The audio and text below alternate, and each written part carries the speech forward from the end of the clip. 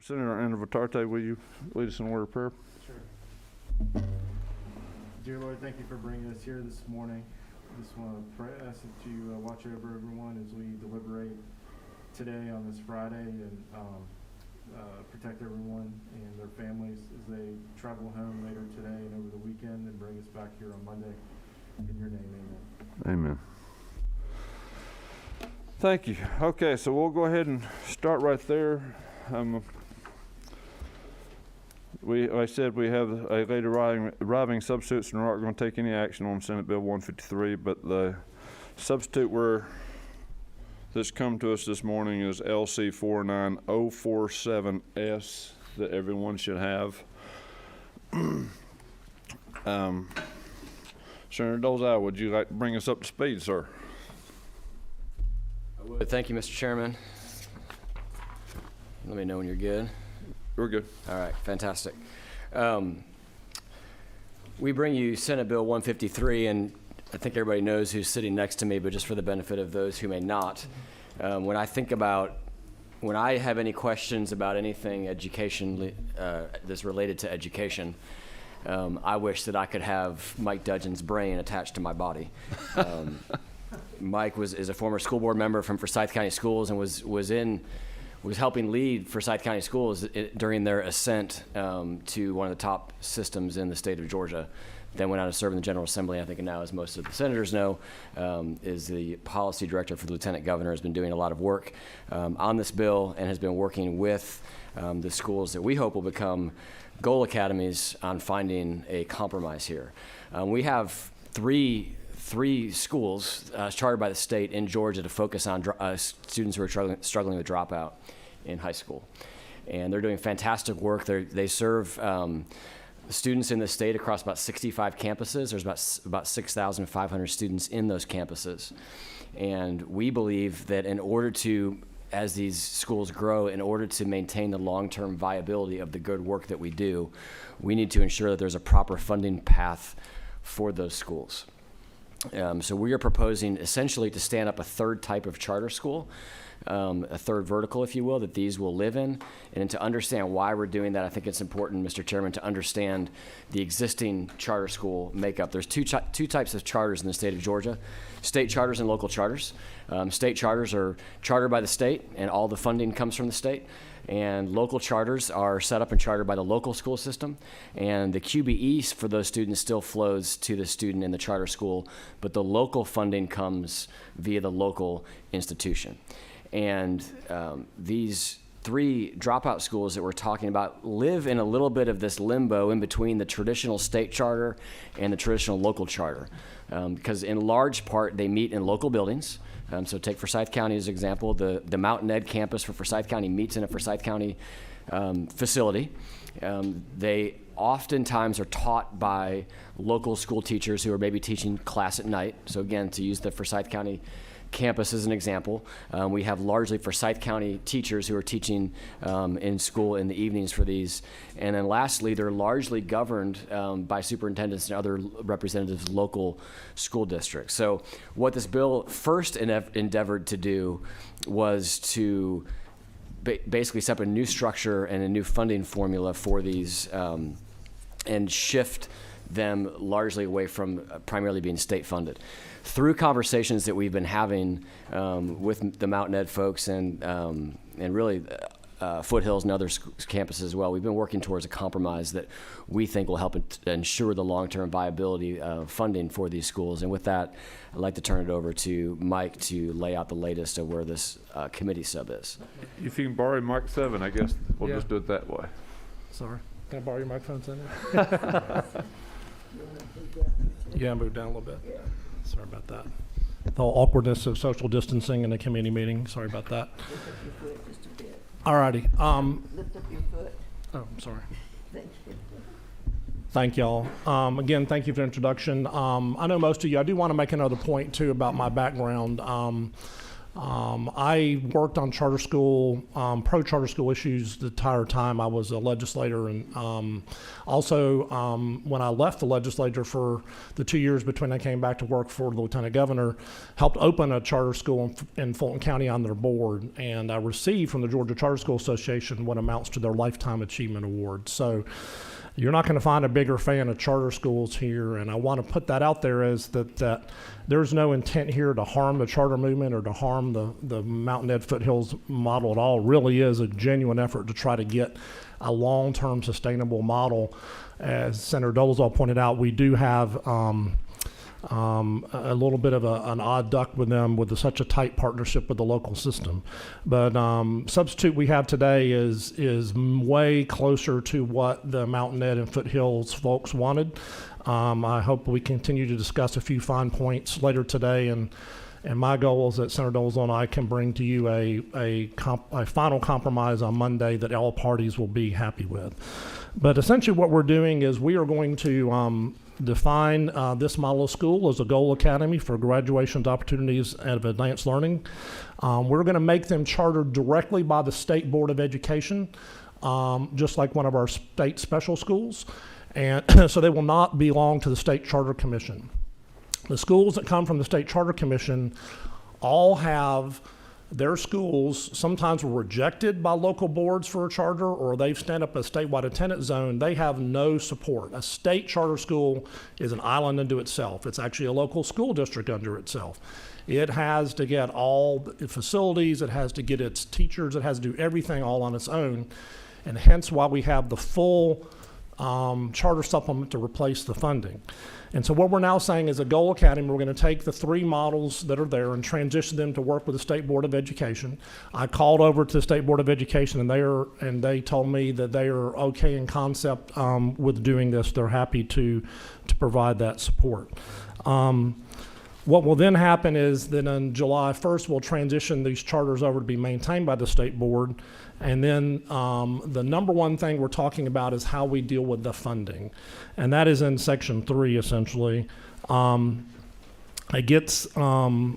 don't know exactly the right funding model at this time. There was some work in the off-season between the Senate House budget offices and also with the schools themselves and the State Charter Commission working on funding models. If you look in Section 3 at line 64, essentially what it's asking is that OPB, Senate and House budget offices will give a report this year to try to do a deeper dive into the appropriate funding mechanism for this and report it back to our appropriations chairs. And then because that's not enough for this coming up school year, essentially what we're funding them is 90% of the basic part of the charter supplement and 25% of the facilities part of the state charter supplement, recognizing, as Senator Dolezal said, in many cases, these schools, most cases have a facility that is easy for them to use because it's co-sharing with a local school. That is essentially the bill now. It's much simpler in construct than the original one that was dropped that you may have seen on the website, which would essentially transition them more to a local funded model instead of a state funded. So this does make them be essentially still 100% funded by the state, with locals obviously doing some in-kind help, which they're doing today, which really helps.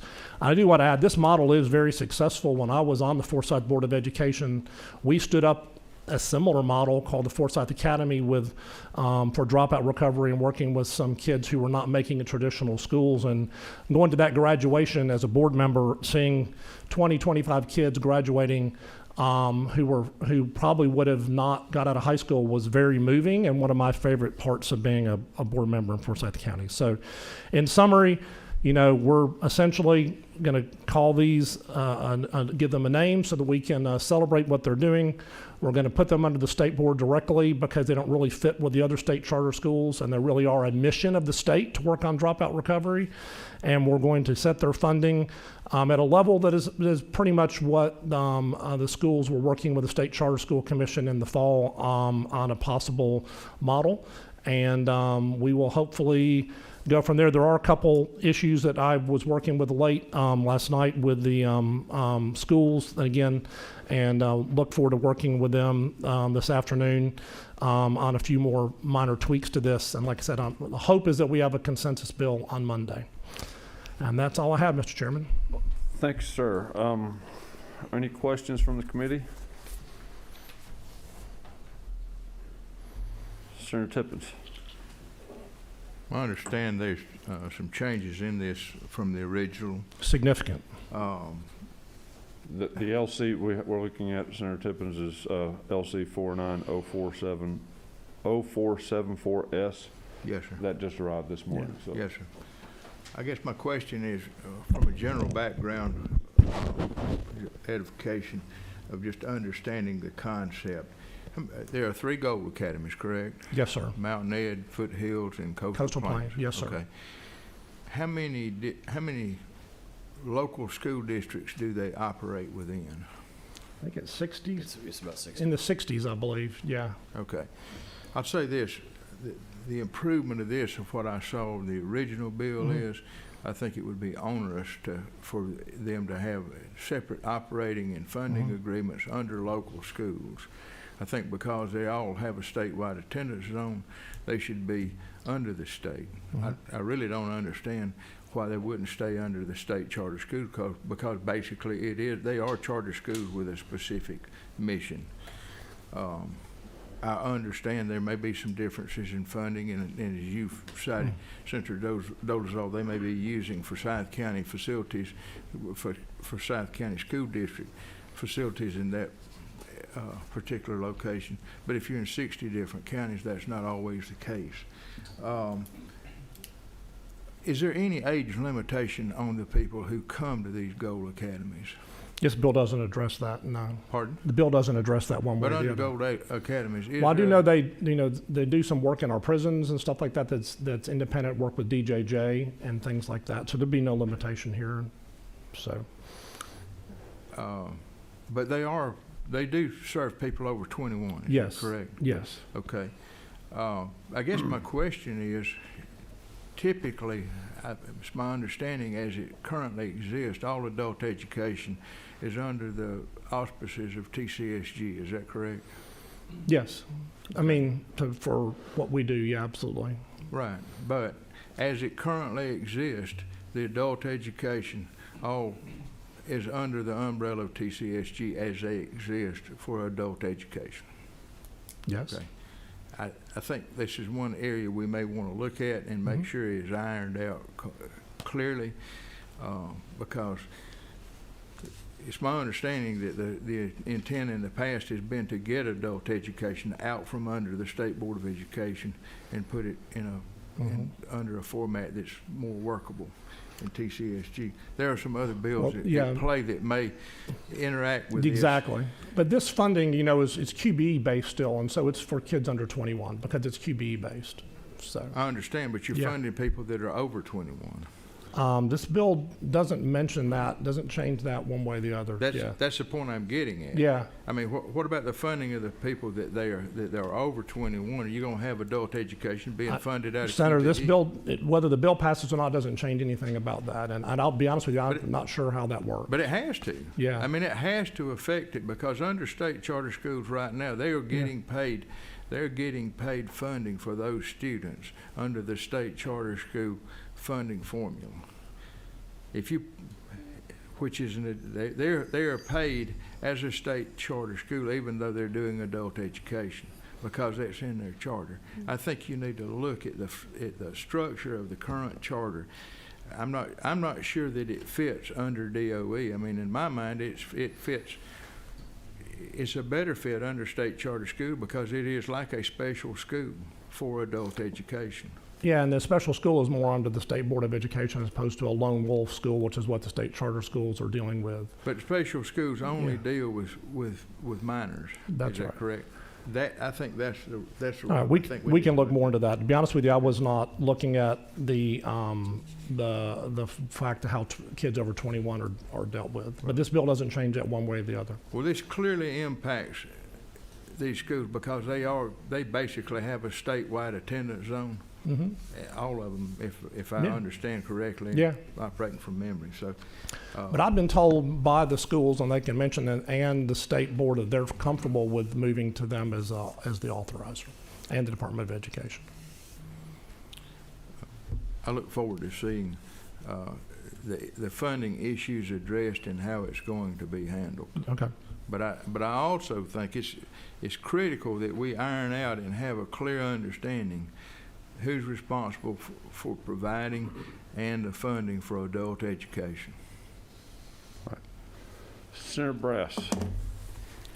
Thank you, Mr. Chairman. Mr. Chairman, are we going to be hearing from the schools? Are we taking testimony today? Yes, I've got a sign-up sheet, and I do have 4 to speak to. Okay, I'll reserve my questions for them. Thank you. All right, thank you. All right, seeing no other questions, I will go ahead and we'll go ahead and take statements.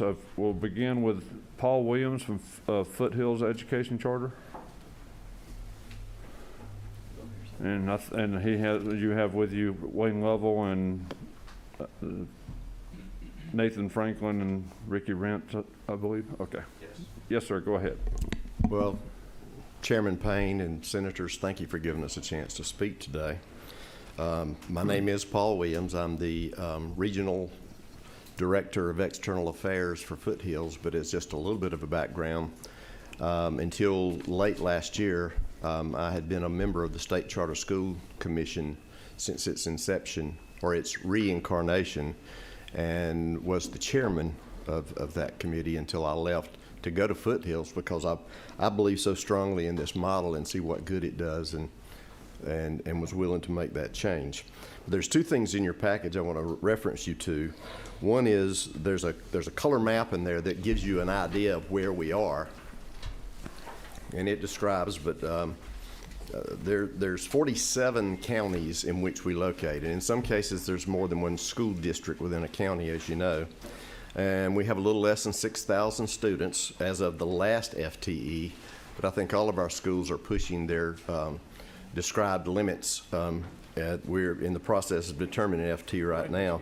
But there's also a reference paper in there that sort of describes our view of the best situation and how we'd like to see the funding take place. And with that said, with deference to your time, I'm going to let each of the representatives from the 3 system collaborative state charter schools as defined in this law introduce themselves before speaking. All right, thank you. Well, good morning. My name is Wayne Lovell, and I'm the superintendent of Mountain Education Charter High School. And I'm very appreciative to the comments that were made recognizing the work that we're doing. Maybe to a point of clarification, yes, we do share in facilities, but we also provide M&O support for that, so it's not necessarily like we're taking a free ride. We do work staff members from local schools and a lot of retired folks, but we pay the state salary schedule for those that are working with us. So we think that this tight relationship that we have with the systems that we support is necessary, so that we're not viewed as competition.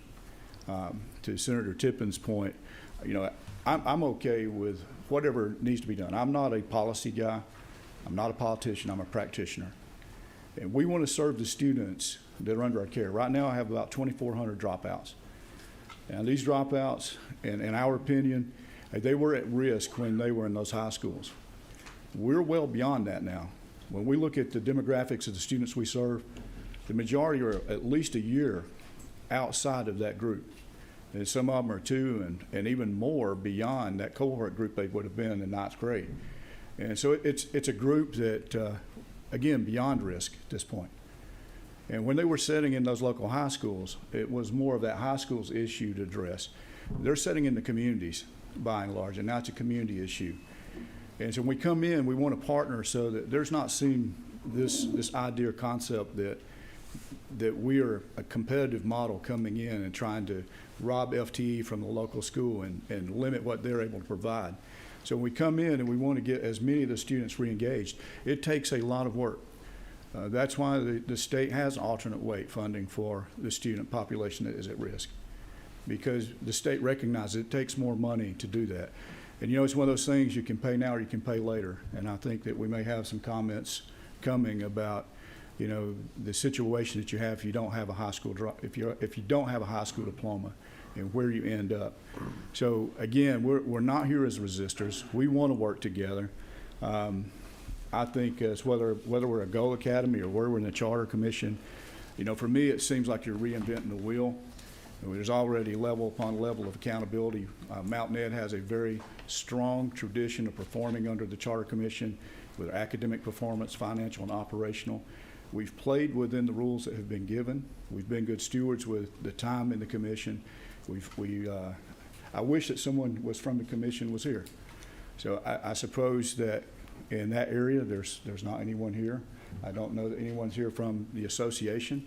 So we're willing to stand in the gap for the students we serve and fight for what we need with this. I guess for me, again, don't want to be the resistor. We want to work together. We want to do what's right for the students we serve, and I hope you all hear that. With that being said, you know, last Thursday is when this bill dropped. You know, I am wide open working in this midst of this pandemic. Thursday night, I find out this bill is dropping, and we're still under a state of emergency. In my opinion, now is not the time just to yank the rug out and turn over. We've got 28 years of success working in the communities in North Georgia. And I don't understand the second, third, and fourth order effects of what's happening. You know, the new resolution that comes through, I've got to rely on people to kind of communicate to me what this is even saying. You know, my concern is that I'm a voice for students that are marginalized. And I don't want to be the one that is implicit in something, turning up a program that works well, that has served well, that has served the communities well, all in 1 week, and we make a change that I don't know what this looks like a year from now. The way the funding, if I'm correct, is proposed right now is just for this next year. That's very difficult for a system like ours to do any type of strategic planning or thinking if I only know that I've got this amount of money for 1 more year. I would like something more than that. I would like to know that there's something sustainable that I can count for a couple of years. And that's what the Charter Commission has given us with. When we came into the commission, and going back, Mountain Ed was one of the first state charter commission schools. We were also one of the first state charters. And so when we became a commission school, we ended up getting a 10-year charter. And we have basically 2 years left on that charter. We've performed every year. All we ask is look at our record, give us an opportunity to set the table. I want to be a stakeholder. And I personally have talked to very few. I don't know that other than a Zoom call, I've talked to anyone in this room. And I think that maybe it should start with us. You know, come in and talk with us as superintendents of these organizations, as our team. Let us come together and work. You know, if the commission needs to be part of that, you know, whatever, if we need to be a goal, whatever, we want to serve the students. And I just don't want the students to get lost in the politics of what happens in this room. And with that, I'll yield to Dr. Franklin. Thank you, sir. Good morning, Senators, Chairman Payne. Thank you so much for your time and service to our great state. I'm Dr. Nathan Franken, Superintendent of the Walton County School District and Vice Chair of the Foothills Charter High School. For the past few years, Walton County has partnered with Foothills by offering a regional site to serve students that have dropped out of a traditional high school. Thanks to our statewide attendance zone, we currently have 301 students at our Walton site. 25% of these students are from outside of our school district zone, 25%. There seems to be an idea that we misuse this charter school to transfer students and take advantage of state resources. I'm sorry that anyone would accuse the professionals that I know in public education of recommending anything other than what is best in the best interest of children. I know for Walton and for all the superintendents who support Foothills, nothing could be further from the truth. We have students that are up to 2 years behind their peers, and some think they should fit into a traditional high school setting. We have young ladies who have a child. They need our evening program. We have students who are working to support a family and can only attend school at night. We have both students and parents battling cancer, and they can't be at school all day, every day. The idea we are dumping these students for our benefit is insulting. What we do is provide as many students as we can with the opportunity for success. I know the professionals in this room know the importance of student success, And I know there are some that think there's a secret pool of extra local funds to spend on outside organizations such as this. The reality in Walton County and in most Georgia counties is that local tax digests are just now recovering to 2010 levels. Meanwhile, costs in almost all areas have increased greatly. In Walton County, we take great pride in being in the 92nd percentile in the school district financial efficiency rating.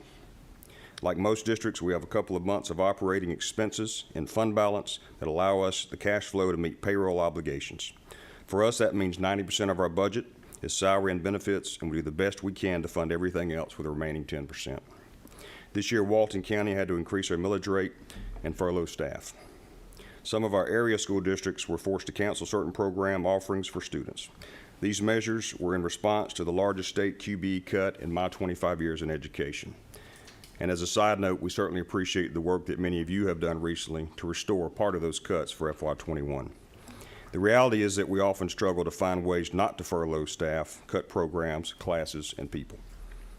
Even before this past year's funding cuts, I, like most of my superintendent counterparts, were left trying to figure out ways to avoid, for example, one counselor being responsible for 700 students. And that's just one example of many that shows how our partner school districts are not in a position to fund any additional organizations.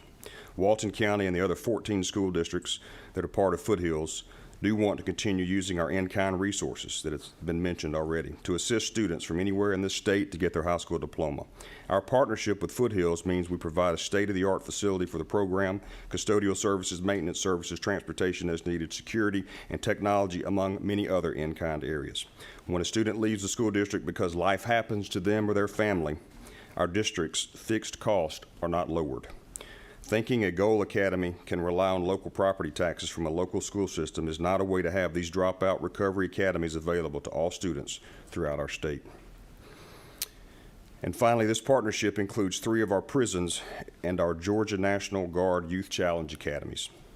Those students in prison and our YCA need more supports than you can imagine. We have shown great success with these programs. For example, for our 343 graduates from corrections, only 1 of these individuals have come back to prison, while the typical recidivism rate is 40%. A high school diploma matters, and our goal is that for every student we provide support to become a productive tax-paying citizen for this state. Innovative programs that assist our state in turning dropouts into graduates has never been cheap, and letting a dropout stay a dropout has never been more expensive to our state. If local districts are forced to choose between funding traditional day programs and outside programs in an ongoing environment where QBE is not fully funded, you will see the doors close on these successful programs. I want to thank you all again for your time and consideration, and look forward to answering any questions you have after the comments from Coastal Plains. Thank you. Good morning. I'm Ricky Rentz. I'm the superintendent for Coastal Plains Education Charter High School, and I'll be very brief. Coastal Plains is the youngest of the 3 schools. We started in 2017.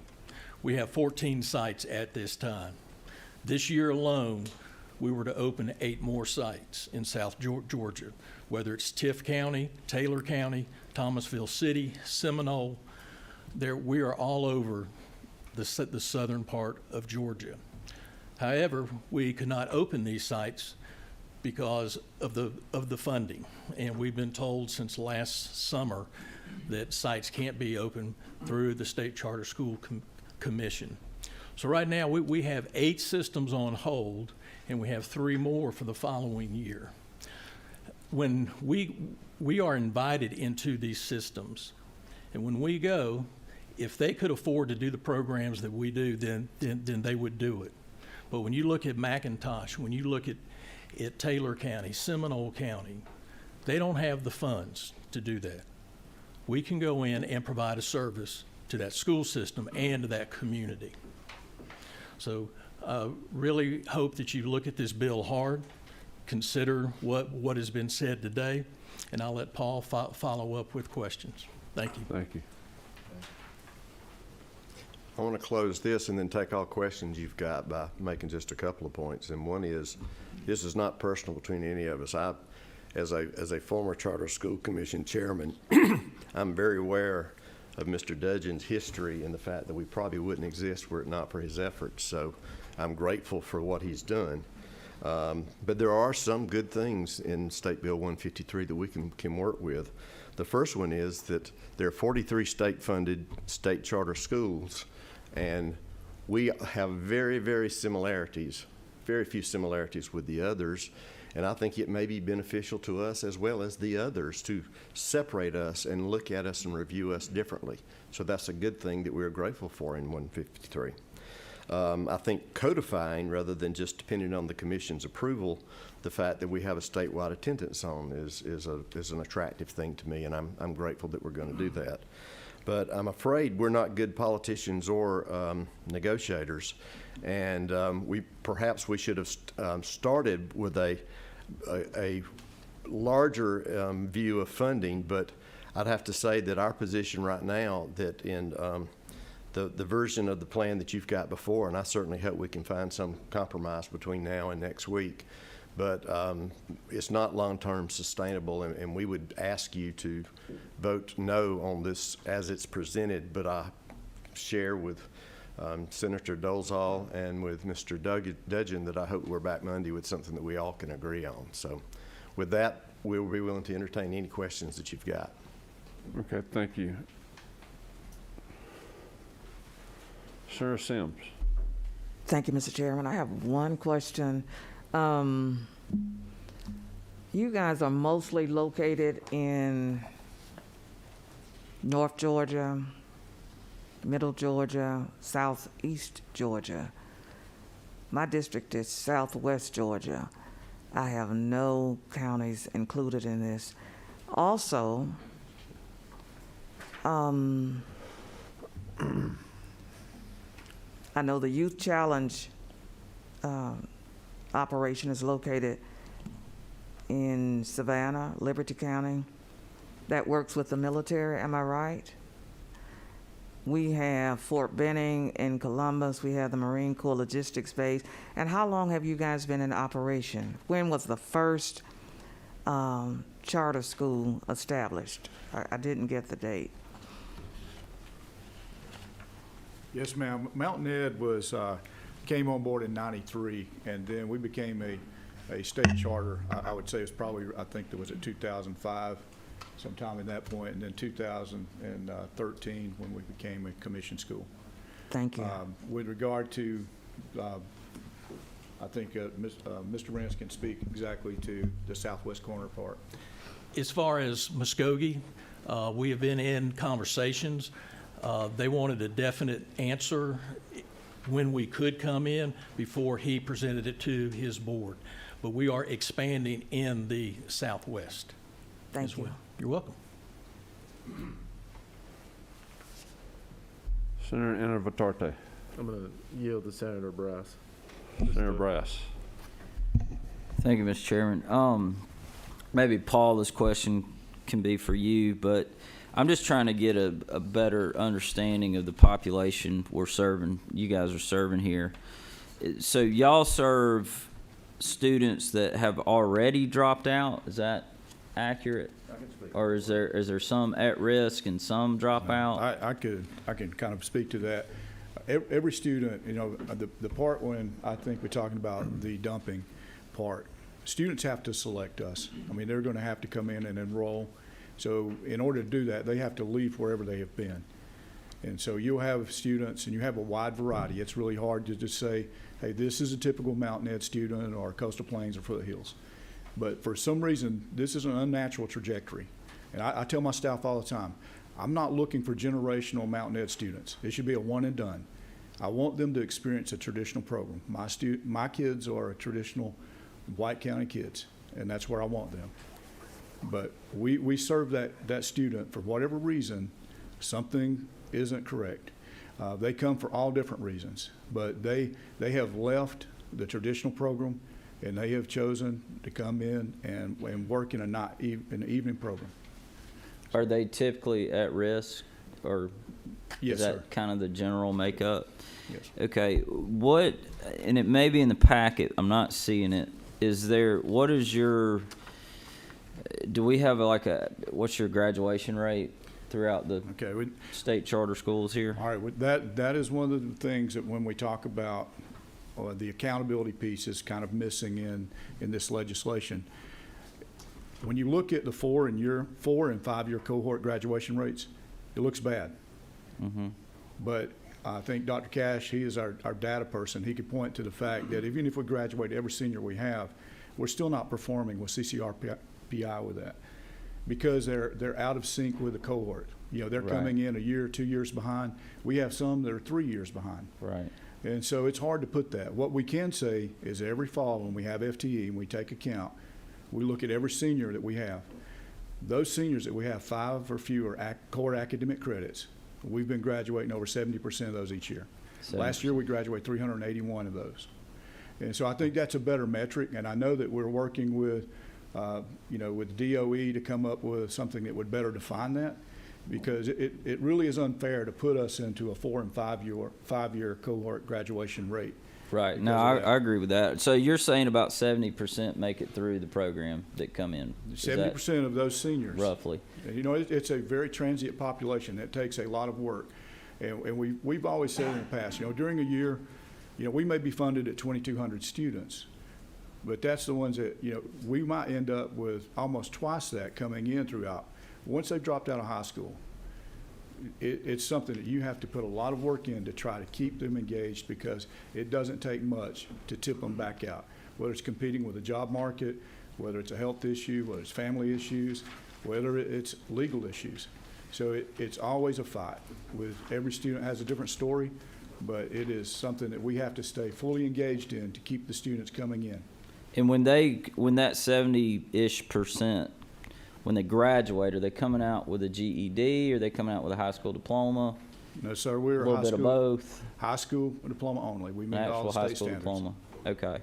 Fully accredited with SACS, and we're also NCAA approved as well. Okay. That's no further questions. Thank you, Mr. Chairman. Senator Gooch. Thank you, Mr. Chairman. I just wanted to make a couple comments. Obviously, by the look of the map, the mountain education footprint covers my entire district, and I can tell you, from living in Lumpkin County where this school began, I can tell you what a huge impact it's made in our community, not only in the lives of the children that have turned their lives around by having this opportunity, but also their parents, their families, but also the businesses in the community that have benefited from this school. It's developing a workforce for our future needs. I would say the money that we spend in this school system is probably more impactful than the monies that we dump into our university system. It truly has made a huge impact in many, many lives. And so I hope we can get this worked out between now and Monday. And I appreciate Mr. Lovell being here. And I know Ricky Rentz from way back. My wife and I were just texting. She used to babysit their children. And, so they lived next door when I was dating my wife. And so it's hard for me to vote against Mr. Rentz, so I won't be able to go home next week. So y'all get this worked out. Thank you. Thank you, Senator. All right. Senator Inabatarte. No, not him.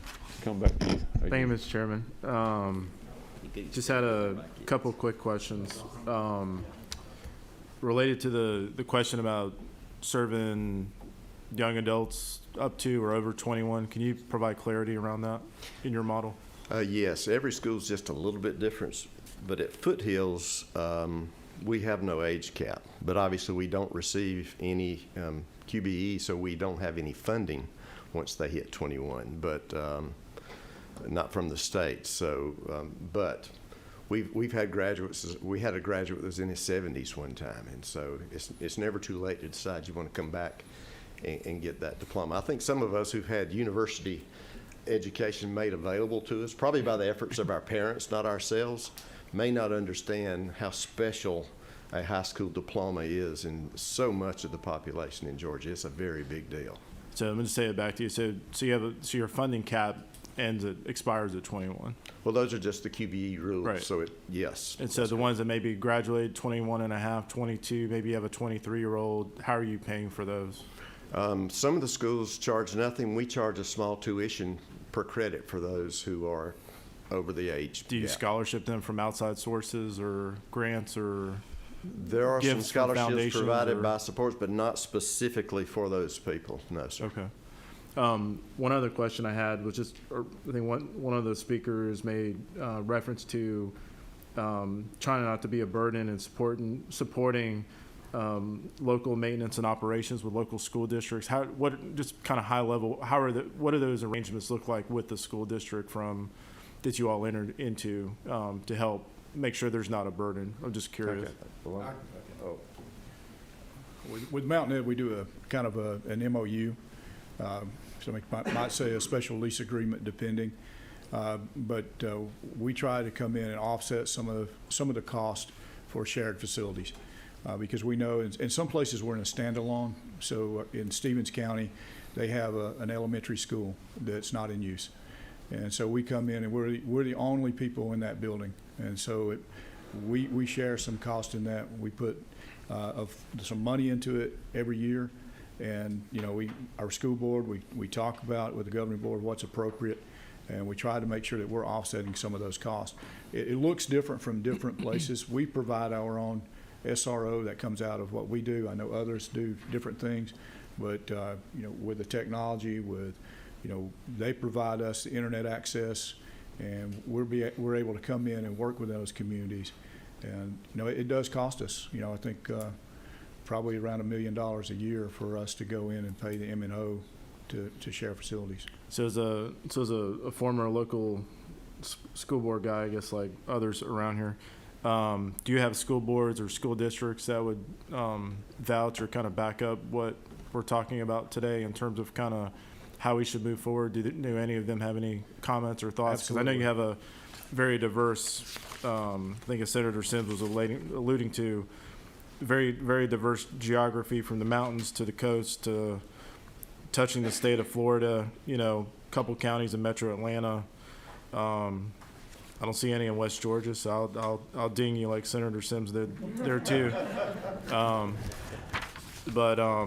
Just any comments around that? Because I'm just curious, because I know this is, you know, it's complex. I absolutely think that we would have comments. You know, the issue earlier in the week, we did have one of the Union County Superintendent come, but trying to get some of these individuals out and away from their school districts has been difficult.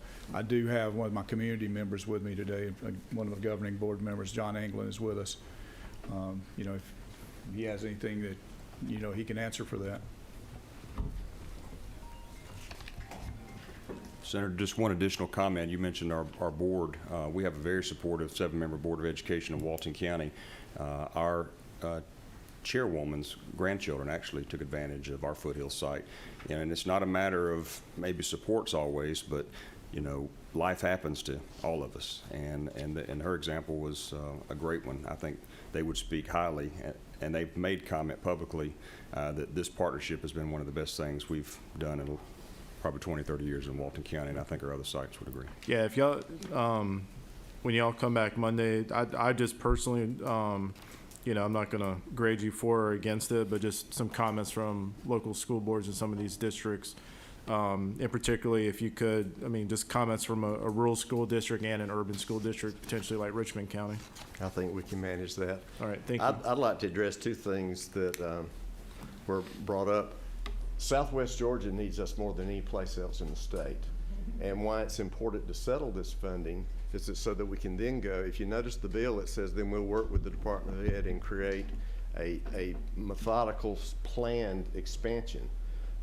We do have a replication process application that has from Foothills that was denied this year because until this funding is resolved, we can't create a new charter that serves Bibb County and Butts County. So one of the reasons I personally came to Foothills because I wanted to be of assistance in helping these 3 schools spread this.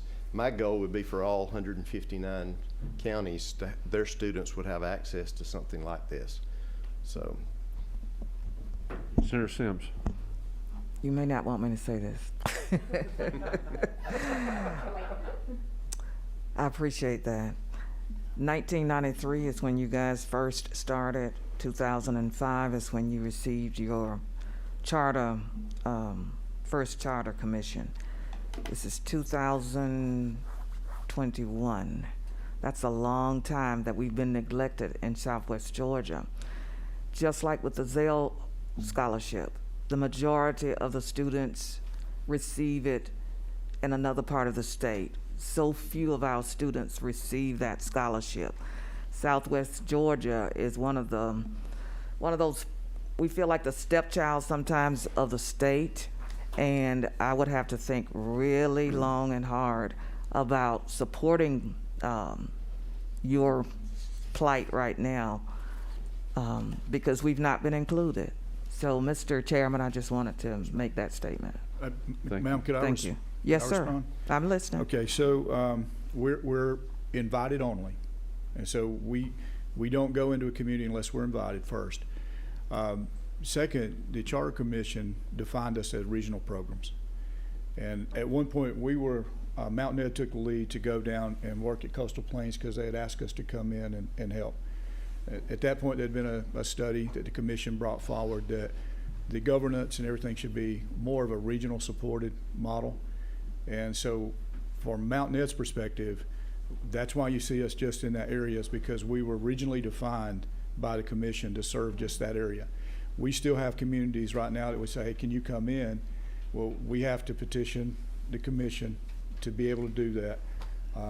Our board stands ready for us to serve the remaining 8 counties in North Georgia, but we're at a place where it's taxing for us to grow, and so we can't open up but maybe one a year if we ever do get to that point.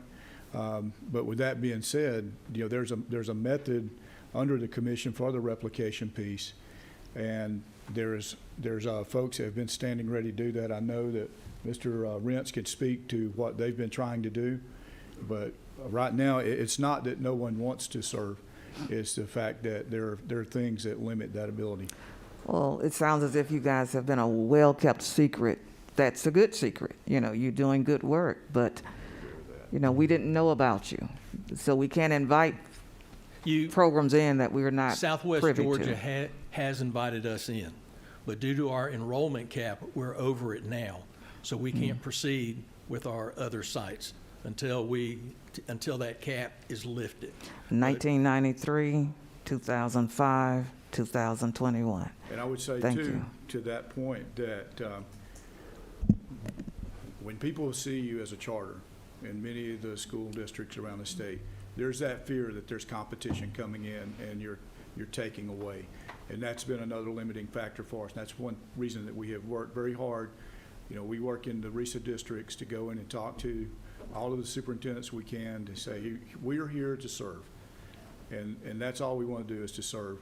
So with that being said, I think that, over the past couple of years, there has been, and probably thanks to the work that has been done with the Charter Commission to offset some of those concerns, it is easier to go into communities and be able to work in partnership with the local schools to serve those kids.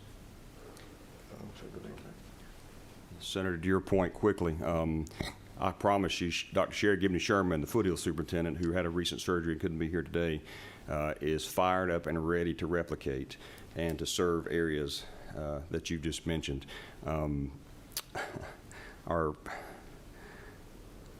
The challenge that I would put out to you in Southwest Georgia is to ask those small school districts, can they afford locally to fund something like this? And that's really the hang-up. The 90%, and I don't have the latest language, but the 90%, if it goes to 25 or 30% the year after, asking the locals to fund that would certainly be the challenge in Southwest Georgia, just like it would be in Walton County. Funding is a challenge because there are so many duplicating programs that are not working in state schools, period, whether they're charter, public, whatever. We spend $5 million a year for a positive behavior program, okay? We fund our RESAs, every year they tend to get a raise, and other programs too that we probably don't need to fund. We probably need to reevaluate, and we've not done that in a while. So my comments are, yes, funding will always be a problem as long as we succumb to programs that do not work and have not been evaluated. So I do appreciate you all. I think your program is great. We would love to have it in Southwest Georgia. It's just not there when it should have been a part of this map. Thank you, Mr. Chairman. Thank you. And Senator Sims, if I could add, Can I just go ahead? we'll meet outside. Let me just make this, we are coming back Monday. I mean, so I just want to reiterate that. So, you know, all this, we'll have an opportunity to have questions and take that on Monday when we get the final resolution coming out of this. So, we do have other business to attend to today, but I do have a couple more questions. Yes, sir. So I'd like to make just 60 seconds of comments. There's not an intent anymore to go back to local funding. Want to address that, and to clarify Senator Tippin's question, there's no state funding of any type that goes to over 21 from the State Charter Commission. And also, it is true, this has been flagged by the budget people around the Capitol, by the State Charter Commission, and that's why we've frozen replication waiting on this resolution. And we do want to resume replication because the model works. I also would point out that Buzz Brockway, who's the current chairman of the commission, sent the committee a letter of support for 153. All right, thank you. Senator Anavitarte, yeah. Yeah, this is a question, and we can talk offline more, just, but it kind of goes with where Senator Sims was going in terms of the regional considerations. What is the impact if that's under DOE versus charter in terms of the evaluation of, like, if you asked to go in, but we can talk offline about it.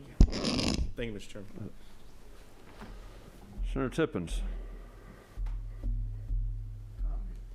I think structurally it makes more sense to leave it under the State Charter School Commission because it is a unique mission and it is a statewide charter. I think operationally, going to Senator Sims' point about Southwest Georgia from a terms of oversight and logistics of management, it may make more sense for Coastal Plains to address the part of Southwest Georgia than something that's centered in North Georgia, trying to oversee South Georgia. But I think in terms of long-term financial viability, if this is what we're looking at, funding viability, I think it makes more sense to leave it under the charter law, but to do a carve-out. If you're going to have a determination made about what the funding is going to be, based on whether the facilities are furnished locally by the local district at no cost to the charter, then I think that funding variation probably needs to run all the way through all the charter schools, because not all of them have the same capital needs, and that we have a one-size-fits-all. I think our law needs to be flexible where we can taper it and tailor it to the different situations. If you don't have capital costs, it makes a world of difference in how much it costs you to operate. We all know that. Aside from the normal operating expenses of utilities, just the cost of the capital. I think this is something we need to take into consideration, but I definitely think it needs to stay under the charter because it is a statewide attendance zone, and they are unique schools. I mean, I think y'all's mission is much different than anybody else's. We're all concerned about reaching these kids that are out of the system and have a pretty bleak future financially. So we need to reach out. We need to minister to them. Thank you. Thank you. There was not a question in that. Senator Brass. So I do have a question, but I'm good with it being answered on Monday. What I'd like to know is what is the total financial impact on each school, whatever deal y'all work out over the weekend. I would like to know what's the total impact, what does that mean for your school, your system. And then for the committee, I think it's important for us to think is, okay, if we're going to financially impact them to the point to where some of these schools start closing, what other resources do we have in place to pick up this population of students that we've lost? And I'm not sure that those resources are there. Otherwise, I don't think these guys would be here. So, thank you. Thank you. I would just say, rather than take up more time today, the 3-page summary that was in your packet, the second page has some numbers that start with what our funding would be for the coming year under the current state charter school proposal. The original proposal form for SB 153, and then the bottom line is our suggestion which again, we backed into the percentages. We determined what we had to have to keep our doors open and provide our services, and sort of backed into those percentages. So you can look at that before Monday and call me if you have questions. That's very helpful. Senator Dalzell. I think the horse is dead, Mr. Chairman, but I will add, just to follow up to what he said, when they mentioned their recommendation in the offline conversations, there has been acknowledgement that they do not need the full funding they're currently getting. So there's an acknowledgement from their side, there's an acknowledgement from the budget side. So this needs to be fixed in some capacity. I don't know, I've been on this committee, it's my third year, I've yet to hear a school ever come and say, you know what, we don't need all of the funding you're currently providing. So the fact that I appreciate the intellectual honesty of that, I appreciate you guys acknowledging that. I think that's important though to put in front of the committee as well, is that there has been the recognition that the current funding model is not fully representative of the need. And with that, Mr. Chairman, I think we are probably good with this bill. Thank you. Thank you. Thank you, gentlemen, for being here, and we will bring this back on Monday and see where we stand on then. We will at our 11 o'clock meeting on Monday. Thank you. All right, to move on, next bill, Senate Bill 3. I have talked to the author, Senator Jackson, and he and we continue to work with, and I know Senator Anna Vitarte has helped working with him on that is the bill to raise the age of mandatory education from 16 to 17. We are going to do a Senate resolution for a study committee for SB 3 and continue to look at that, and then hopefully by next session we can come back and hopefully look at that with a more educated understanding of what's on the table before us, without moving next. And Senator Jackson was completely in support of that idea, so that's where that one stands. So we're taking action there. And lastly, we have Senate Bill 220. This is just there's also a bill in the House that's coming through that's modeled in the same capacity. And this is just simply to establish a commission to oversee civics education in our state. I think that that's one of those things everybody up here would understand, that from the number of calls, just yesterday I was getting emails and calls about what's going on in Washington, and just, and it's just an underlying evidence that we need to do a better job at teaching civics and government, so people understand that certain roles that each level of governance provides, whether it be local level, state level, or federal level. And as they said in the beginning of this great nation, it's an educated populace that can claim its freedom. But if you're not educated and understanding in the governance of your own government, then you're not going to actually be able to maneuver within the processes, and you're also not going to be able to sustain your freedom for the generations to come. And so that's why I brought the Senate Bill 220. It establishes such a commission, a 15-member commission, and those 15 members will be appointed selectively by the governor and Speaker of the House, and also the lieutenant governor and others, and just to oversee how we are teaching civics and government in the high school level, and then what efforts we can take to make sure that we're educating those kids in the proper capacity. Is there any questions? I'll make a motion. We have a question for, yes, what number are you? 8? 3. Okay. My only question is around the commission and what kinds of priorities will be made in making sure that there is diversity represented in the commission itself. Well, the commission will determine that for themselves. That's not for us to dictate to the commission. The commission would be appointed by as it's laid out in this, starting on line 22. That once the commission is appointed, then they will be the ones to make those decisions and what needs to go forward and how they would best serve the state, making sure all the kids, rural and urban both, are being taught civics and government. Understood. Any other questions? Senator Sims? I don't know, maybe I've said enough today, I don't know. Again, let me just echo what Senator Halpern has just asked about having a diverse commission. If there's nobody at the table that looks like me, there were 4 gentlemen that came this morning, none of them looked like me. They hadn't thought about my district, which was Southwest Georgia, in 28 years, but they want my vote. How inclusive are we being? And you know, this is something I never really argue about, but I'm having to argue because I don't see changes. I don't see us. What do you see, Albers, that I don't see? Does it say black people? Well, the majority caucus for the House, the minority caucus Okay. for the Senate. All right. What about Indians? Cherokee. Oh, that's an inside joke, I'm sorry. But we are disillusioned as a people when we are asked to participate in helping and voting and casting our vote and giving our support for activities or concerns that we're not a part of the decision making. That's my concern.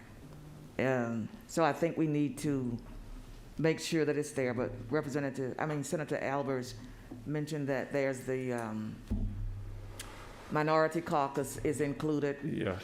So maybe we'll get somebody that represents us. What number? You're 6, okay. Yeah. Yes, ma'am. So very, very quickly to follow up on that, I really do applaud the effort. I agree with you, it's needed. Just quickly following up on my colleague's points, in reading the list, I would say that if we stand it up, now in the next couple of years, it probably does need to have a little more parity in terms of, if you're talking about civics, then you're also, yanking in politics, which is kind of your point. It really needs to have a little more parity between the parties. It's still going to be very, very heavily Republican, and that will do some damage to what you're trying to accomplish. Well, we have, I mean, I don't mind if there are more Republicans, but it's like too much. I think that's something that you need to think about. but these are positions that are listed that are not I know, but if we're necessarily. doing it now, They you might see be what I'm saying? Republican today, but they might be Well, the way you Democrat have tomorrow. it, unless I misunderstand, we would start this up pretty soon, and it sunsets in 28. So I agree, it can change. So I don't want to be unfair, but I'm just saying if you're going to start it, look, we can talk about it offline, but I think it just deserves a look because what it is important, and I would hate to see it undermined by the viewpoint that it's going to end up far too heavily Republican appointed. Okay. Because I don't think that would help the, Thank you. thank you. Just going to make a motion unless you're going to recognize Senator Tippins for that. Senator Tippins. Motion. But you go ahead. No, you go ahead. You had it first. Which one Senator move Tippins. us along? In light of the fact that there's great ignorance on the part of the public about how government in the United States operates structurally, there's a huge need for civics instruction in our schools. And I think that transcends partisan politics. I've got people who look exactly like me that come up to me in church and say, how do you go to Washington every week? And I've known them for 40 years. That being said, I move due pass for LC 490463S. Second. I have a motion and a second. Before we do that, vote, I have a question. Senator Anastasi. No, I'm good. All I was going to ask is the only Latino in the Senate. I'll work with Senator Sims, and we all can work collectively with these organizations and make it diverse. So let's move on. Thank you. I have a motion and a second. Any other discussion? Seeing none, all those in favor, please raise your hand. All those opposed? So the motion passes with one no vote. We have no other business at hand today, so I just thank everyone for coming. Thank you for your early arrival, and I will just say for the record, the reason we changed our time was not political. It was because the Ethics Committee needed more space, so I voluntarily, knowing that the number of bills they have in their committee, I voluntarily gave up our Wednesday for this Friday morning. So that was the only reason we moved. Having done that, we will be adjourned, rest adjourned. Thank you.